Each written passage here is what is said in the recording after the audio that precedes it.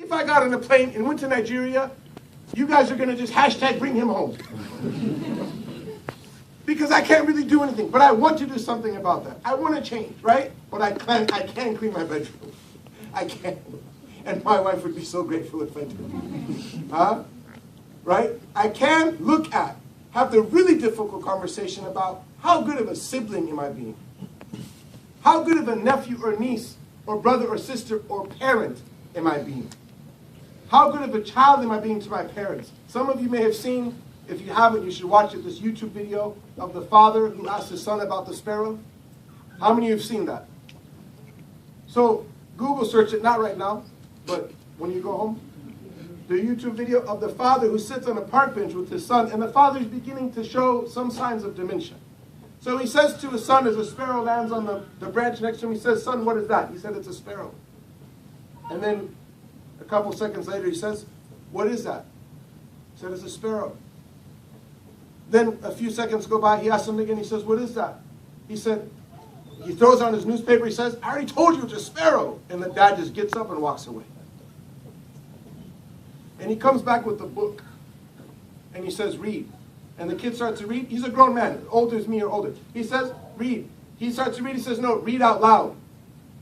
And then he reads out loud, and he says, "Today I took my son to the park, and he asked me 23 times what a sparrow was as it landed on the branch. And each time I answered him, and I increased in love every time he asked me, and I hugged him and I kissed him for asking me what a sparrow was."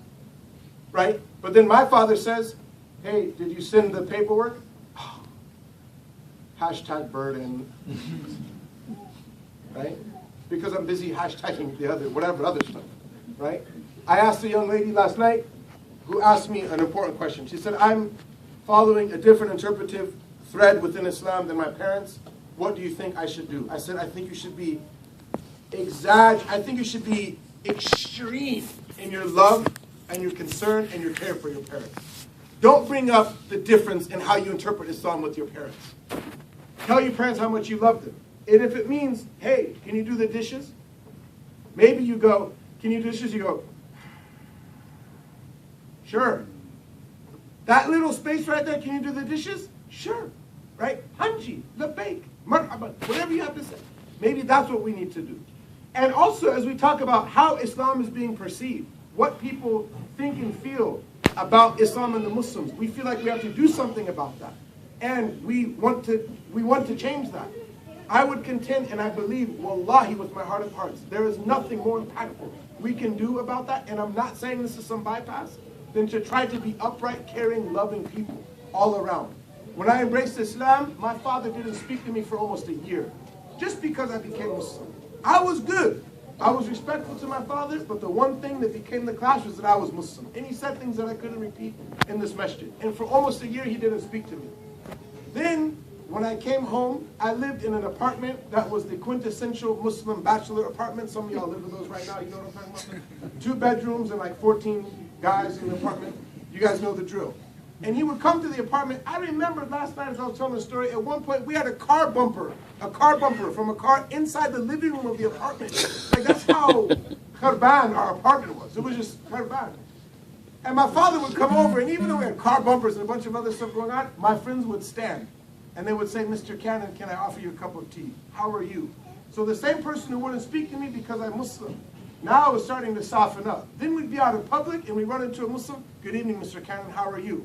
And he grew up in a very different America. He grew up in a very different America, where people actually used to respect the elders, where people actually used to have some sense of humanity. They didn't speak in grunts and acronyms.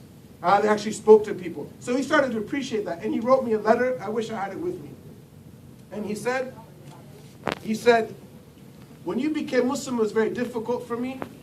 But then I began to meet your friends. And wherever I met your friends, they were all people of good character.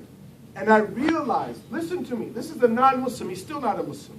He said, "I realized that it was not a coincidence, but it was Islam that made them that way. So if you're pleased with Islam as your religion, I am pleased with Islam as your religion." And I've seen hearts change. I've seen people who were the most vehement enemies of Islam have their hearts softened to Islam. But it wasn't because of a lecture. And it wasn't because of a hashtag. And it wasn't because of a pamphlet. And it wasn't because of an organization. It was because of real people having real conversations and real love with other real people. May Allah make that easy for us. So you want to do something?